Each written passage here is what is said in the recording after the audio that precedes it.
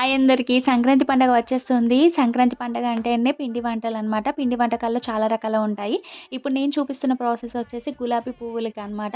So, quantities ఏమీ లేదు. 1 cup మైదాకి 1 cup బియ్యపిండి, 1 కప్ బెల్లము, అలాగే చిటికెడు సాల్ట్, 2 స్పూన్ల షుగర్ యాడ్ చేసి కొద్ది కొద్దిగా వాటర్ పోసుకుంటూ వీడియోలో చూపిస్తున్న కన్సిస్టెన్సీ వచ్చేలాగా పిండినైతే కలిపేసుకోవాలనమాట.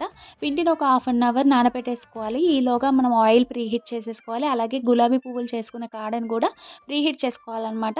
ప్రతిసారి పిండిలో ముంచేటప్పుడు కాడ అనేది వేడి ఎక్కుతూ ఉండాలన్నమాట. అలా అయితేనే చక్కగా ఆయిల్‌లో విడిపోతాయి అన్నమాట. లేదు అంటే అతుక్కుంటూ ఉంటాయన్నమాట. చూస్తున్నారు కదా! పిండిలో హాఫ్ వరకే పీల్చేసి ఇలాగ ఆయిల్‌లో పెట్టంగానే చక్కగా విడిపోతుంది.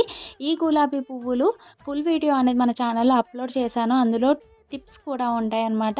ఎవరైనా ఫుల్ వీడియో చూడాలంటే కింద ఇచ్చేస్తున్నాను, చూసేయండి. చాలా క్రంచీగా ఉంటాయి. ఒక్కసారి చేసుకుంటే 1 మంత్ వరకు ఉంటాయి.